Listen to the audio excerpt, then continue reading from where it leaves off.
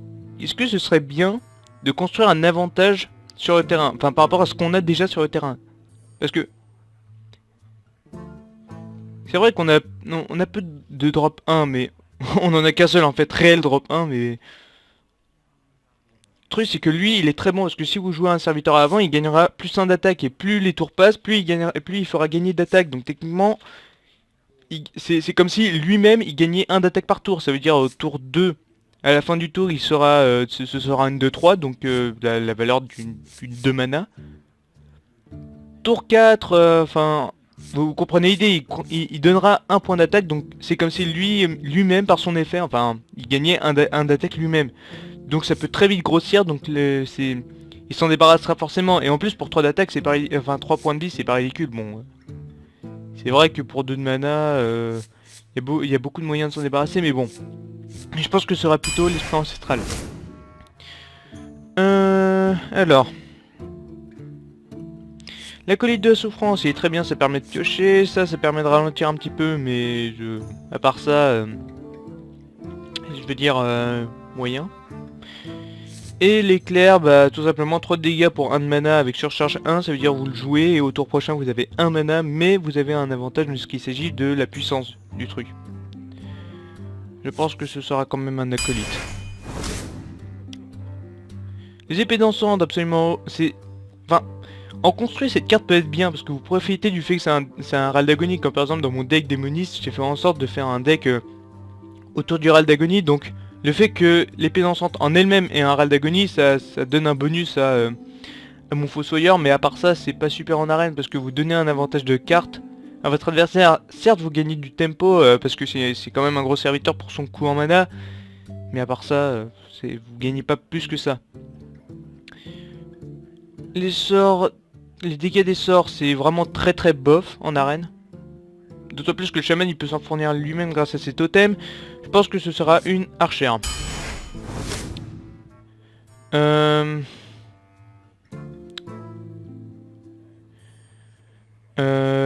L'ogre magie il est pas mal pour 4 de mana. Lui il est pas mal pour 3 de mana. Surtout avec le chaman, si j'arrive à placer une furie sanguinaire. Le bonus sera doublé, donc ce sera 6 de dégâts. Il gagnera plus 6. Ouais, il fera 10 de dégâts quoi. C'est quand même pas mal. Mais après, est-ce qu'on peut avoir plus de valeur de ça? Je sais pas. Lui, c'est absolument pas. Je veux dire, ça arrive trop tard, elle est pas si bonne que ça pour... Enfin, c'est pas, on n'est pas chasseur, hein, comme la dernière fois, on n'est pas un chasseur. Donc on n'a pas vraiment le moyen de lui donner charge ou quoi, donc ce sera lui. Et dernière carte. Oh mon dieu, c'est quoi ces trucs là? D'accord, j'aurais espéré mieux côté des rares.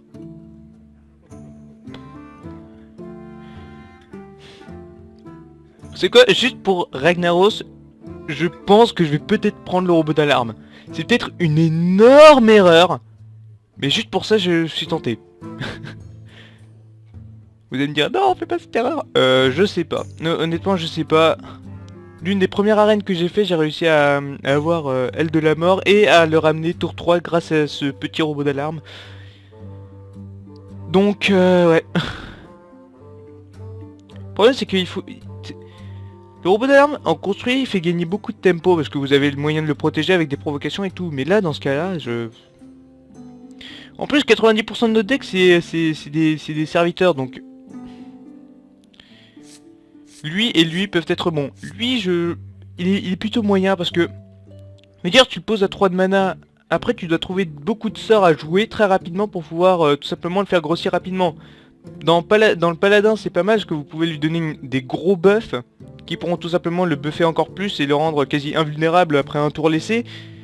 Le chaman malheureusement n'a pas cette capacité, je veux dire...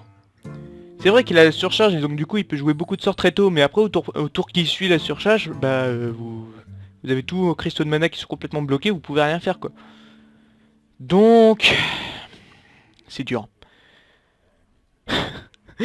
je sais pas, j'ai pas envie de mettre le robot d'alarme. Là, honnêtement, ça me fait mal au cœur de devoir jouer le robot d'alarme. Mais je crois qu'on n'a pas le choix. On a vraiment pas le choix. Je veux dire, lui, il pourrait être pas mal, mais... Est-ce que vraiment... On va partir sur le robot d'alarme. C'est peut-être une décision horrible, je la regretterai probablement. Mais j'ai fait cette décision. Et n'empêche, ça aurait été encore mieux si ça avait été quelle fusade, parce que après j'aurais pu rejouer le robot d'alarme. Et si l'ennemi tue le robot d'alarme et ne tue pas quelle fusade, ou ne le silence pas, le robot d'alarme revient à la vie et normalement son effet est censé proc. Enfin s'activer quoi. Mais ça je ne suis pas tout à fait sûr. Faudrait vérifier. En attendant, bah on commence cette toute première partie d'arène. On va voir ce que c'est. On va voir ce que ça donne surtout.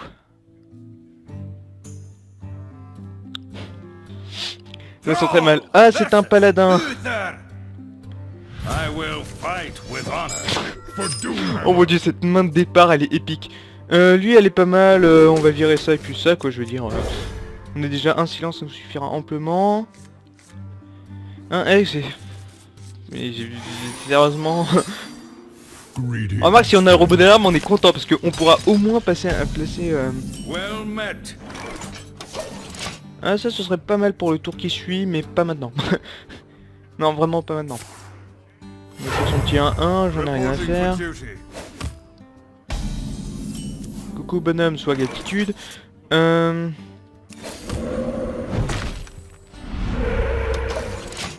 Sur des dégâts, a priori, il en a rien à faire, mais moi j'en ai pas rien à faire parce que ça fait 2 dégâts, donc si je joue un serviteur dès qu'un jongleur de couteau, je pourrais le...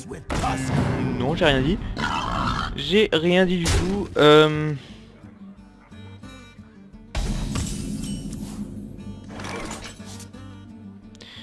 Dis, tu casses un petit peu l'ambiance, Rag, hein, je trouve pas. Alors voyons voir quel totem on obtient. Là, 1-1, d'accord, c'est pas très utile. On va juste mettre ça, juste pour... Voilà. Pour avoir de la présence sur le terrain, je dirais.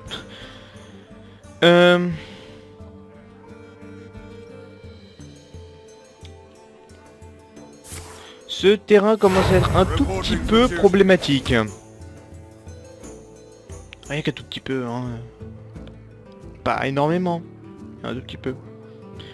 Suffisamment pour que je pense que cette arène n'ira pas très loin.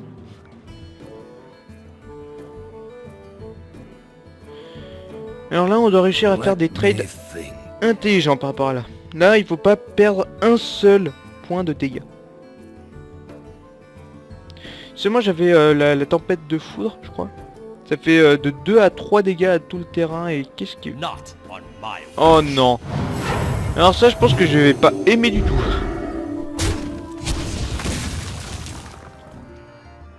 Bon est-ce qu'on peut considérer que j'ai perdu? Parce que là je la sens. Oh, overload 2. Enfin non c'est 1, surcharge 1. Est-ce qu'on la met ou pas? Parce que... Ce qui me fait chier là, c'est que le tour prochain on pourra pas jouer lui. Et lui il est très bon. Au pire ça me pose pas tant de problème que ça d'utiliser la pièce, non? Non. Alors voyons voir. On invoque un totem. Quel est donc ce totem? Un totem de soin, d'accord. On va détruire... Attends. Non, attends. Non, oui. La pièce, on va l'utiliser ce tour-là pour faire ça. On va tuer lui avec ça. Et on va tuer ça avec ça. Voilà. Voilà. Là, on est peut-être bon. Peut-être.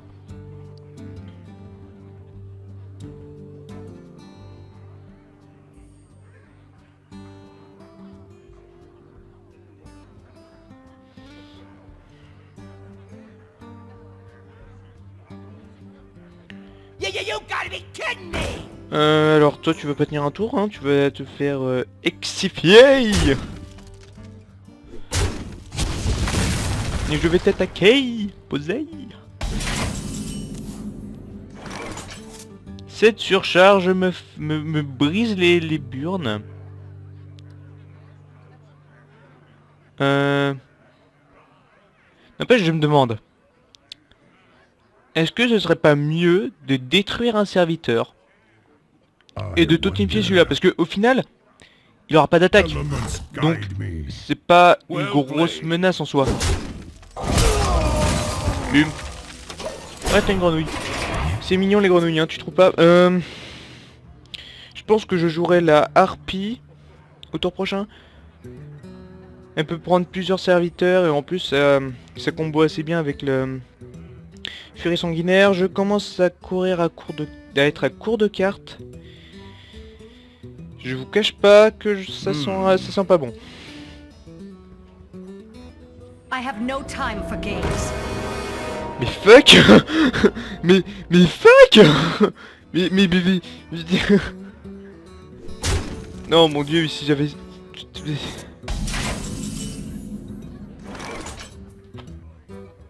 Il sait pas quoi faire. Merde quoi. D'accord, donc, je résume. Lui, à sa mort, il va prendre le contrôle d'un de mes bonhommes. Imaginez le carnage que ça va faire si je joue Ragnaros. Et qu'il le prend. Je pense qu'on va jouer ça et qu'on va détruire cette grenouille. Je pète les couilles les grenouilles. J'aime pas les grenouilles. Enfin pas celle-là. Dès qu'on a Ragnaros tour prochain, on lui met bien évidemment esprit ancestral et il va tenir jusqu'à la fin des temps et encore plus. Etc. Et il va péter des gueules et ça va être cool. Là, tout le monde va être heureux. D'après la plupart des gens, une légende dirait qu'un Ragnaros sur le terrain c'est une victoire quasi assurée. On va essayer de voir si ce mythe est vrai.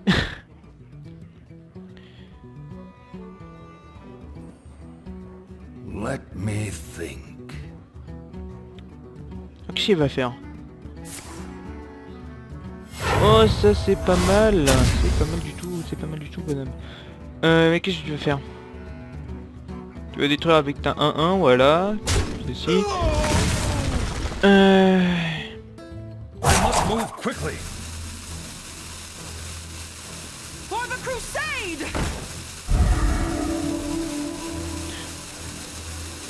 Si trade là je suis dans la merde. je suis vraiment dans la merde. Non. Oh non. Quel désastre. Oh. On rattrape la situation. Ou non. Non ça rattrape pas du tout hein, c'est... For the king. Non parce que le problème c'est que... Je peux pas laisser ce truc en... Attends. Non, je ne ferai pas ça. Je ne ferai absolument pas ça. Vous avez pensé à l'esprit ancestral pour qu'il prenne aucun serviteur, mais c'est... Non, faut quand même pas rêver. Je veux dire, on a Ragnaros au prochain tour, ça va balancer une boule de feu de malade, il sera obligé de s'en débarrasser, je veux dire. Et en plus, j'ai un manipulateur sans visage quelque part dans le deck. là-dedans, là, qui parle là-dedans, j'ai un manipulateur sans visage. S'il arrive au tour prochain, tout ce que j'ai à faire, c'est mettre le Ragnaros, je lui mets Raldagoni, et je le copie. Et puis là, c'est la fête, quoi, c'est la fête, et j'ai plus besoin de rien du tout, quoi. Je veux dire, j'ai gagné. Presque. Glory to the Sindorai! Squire, attend me. Ready, sir.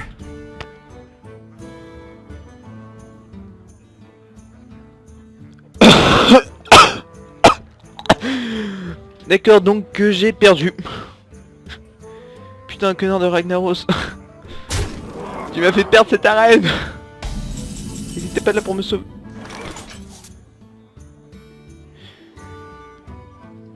Au final, Ragnaros, il ne sera plus à rien.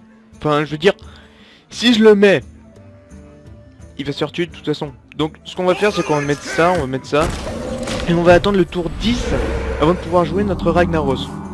Oui, j'ai bien dit tour 10.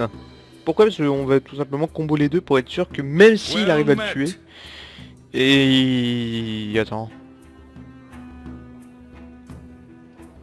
Une seconde. Est-ce qu'il peut me tuer là? Behold the might of Stormwind.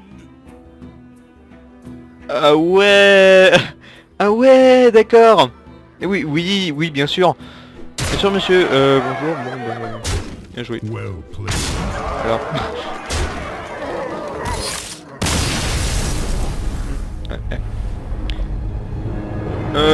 Oui, donc ce robot d'alarme n'était pas tout à fait une très bonne décision. J'ai l'impression. J'espère que il saura se rattraper, hein, genre tomber plus tôt et Ragnaros dans la main. J'espère parce que sinon cette arène elle va pas pouvoir bien marcher. Hein. Le robot d'alarme c'est vraiment un truc que vous voulez éviter et moi comme comme un véritable con je l'ai pris. Je suis particulièrement doué pour faire les mauvaises décisions en arène. Voyons voir. Mais pourquoi t'étais pas là toi? Remarque, même s'il avait été là en fait ça aurait été plutôt mauvais. Ah Senjin, ça permettra de ralentir un petit peu. Est-ce que c'était le même? Non c'est pas le même. On va mettre ça 1, on n'hésite pas, on va spam les totems. En fait, est-ce qu'on va spam les totems? Parce que, en vrai, si on joue ça directement... Bring out your dead.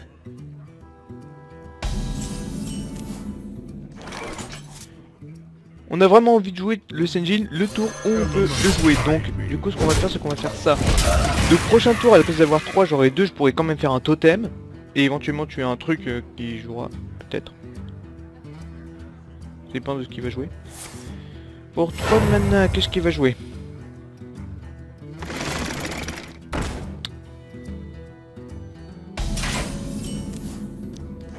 Ah.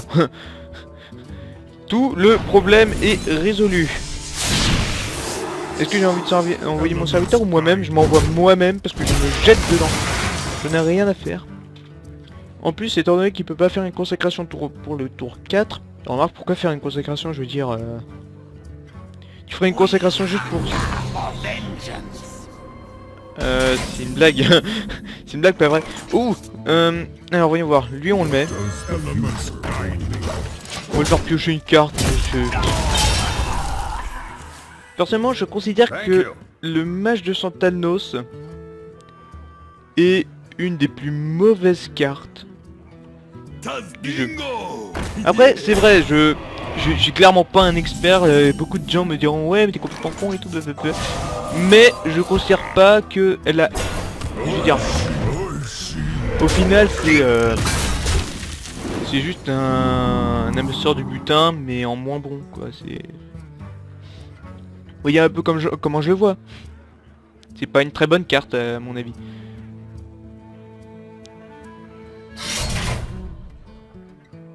Ok, il balance la sauce.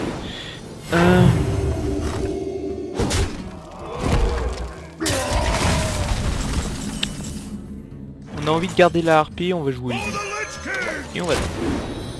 Il peut pas cibler avec les sorts, donc du coup il sera obligé d'attaquer avec sa tronche ou avec des serviteurs sur le terrain qu'il n'a pas. Son terrain est vide. Et en plus, les petites 1-1 qui va jouer à chaque tour, je pourrais les gérer tout simplement avec mes 4-6. Parce qu'il pourra être soigné à chaque tour grâce au totem de soins.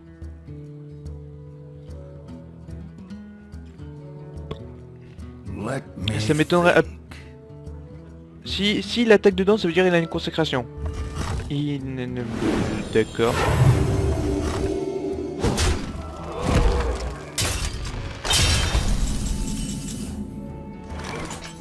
Il ne joue rien. On va juste remplir le terrain. On va pas... Oh non. Attends, est-ce que c'était un piège? Genre il va faire égalité consécration là. Engaging TC-130 until dislocator. Non. Oh merde.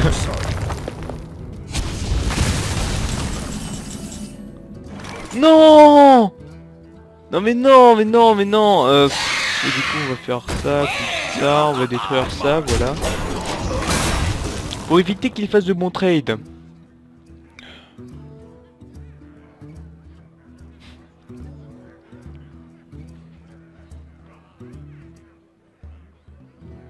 Je pense que j'aurais vraiment dû prendre Paladin parce que au moins c'est sûr quoi, je veux dire Paladin les cartes de classe du Paladin elles sont bien alors que celles du Shaman elles sont pas vraiment adaptées pour l'arène. Regarde-moi ça, franchement oui c'est...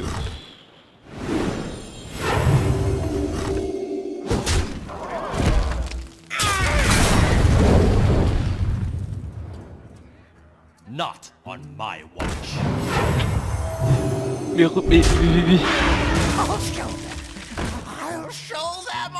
Il a des secrets. En plus de ça, ce mec a des secrets. D'accord. It's time for a little blood. Je veux dire là, j'ai perdu là. j'ai perdu.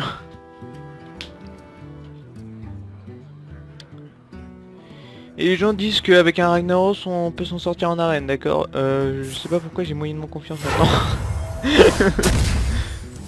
On m'a prouvé, je me suis prouvé tout seul par expérience que cela ne faisait pas tout d'avoir un Ragnaros. J'ai légendaire plutôt bien et encore hein, pour les agros.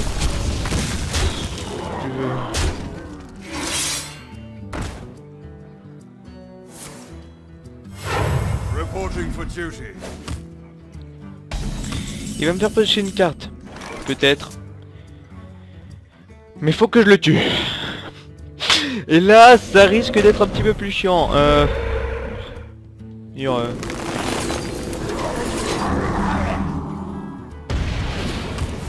Je peux rien faire là. J'ai perdu. J'adore ces arènes. Il veut bien sûr. Mais oui, mais oui.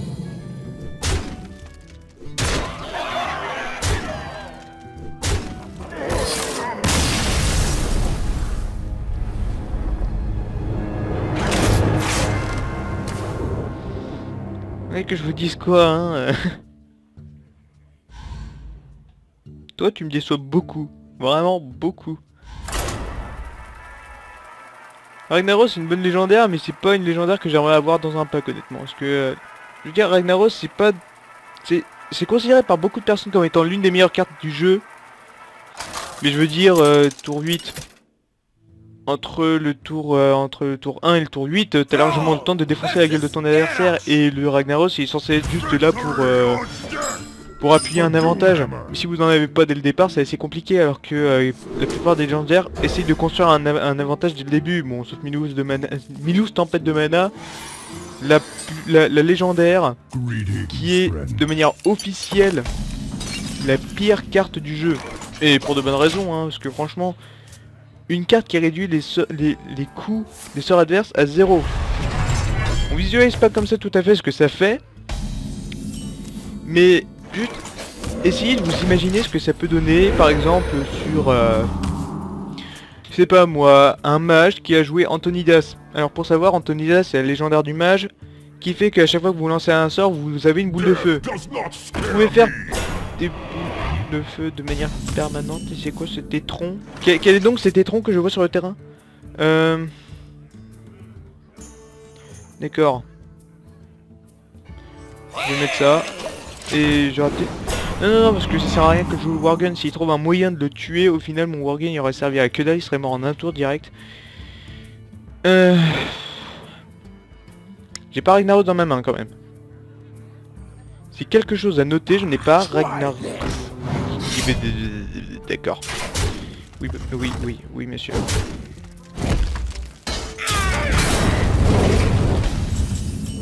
Alors à part ça, tu vas commencer à me montrer un petit peu de respect, s'il te plaît.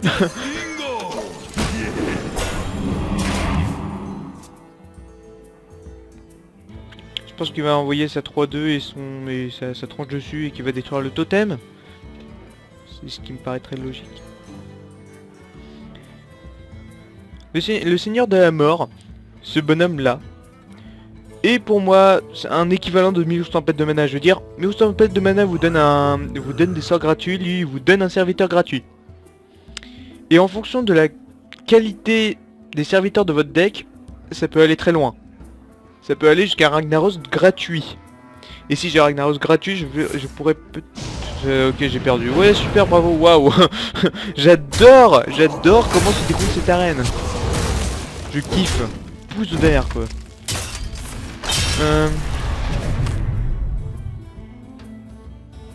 Waouh.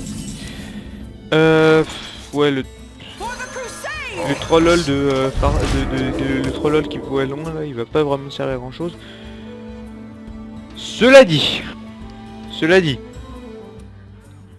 je peux faire une furie sanguinaire. Et je vais faire une furie Attends, tu vas vraiment tout défoncer pour ça? Sérieux? Sérieux, mec?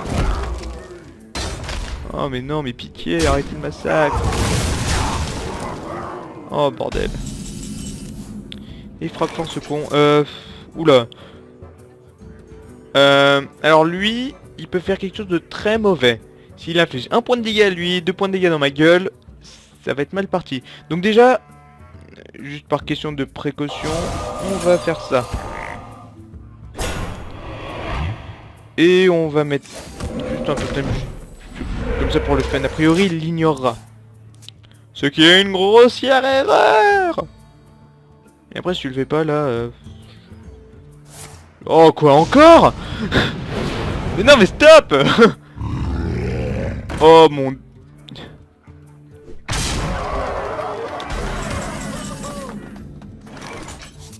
Non. Non. Non, je peux pas de silence. Voyons voir.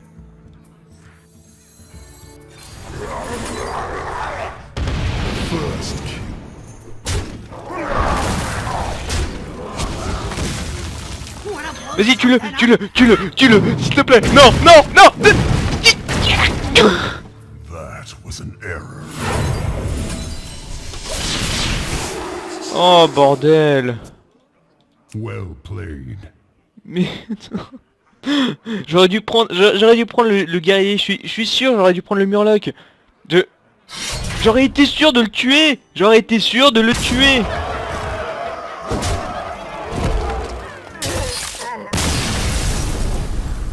Et je rêve, vous savez, être la première arène où on aura fait genre vraiment 0 victoire.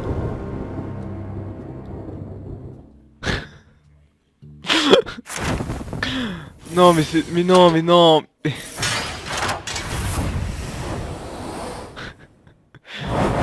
Waouh, super, de récompense, waouh, j'ai eu 30 gold et un paquet. Au moins je suis partiellement remboursé de cette boost d'arène. Je vais tout le temps dans la collection. Pitié. Donne-moi des bonnes cartes. Quoi? Mais sérieusement?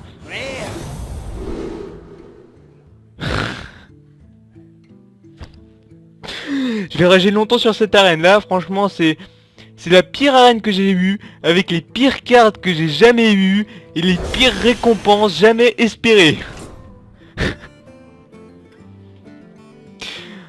Je sais pas quoi dire, c'est décevant. Bon, mais du coup je vous dis salut, et à plus.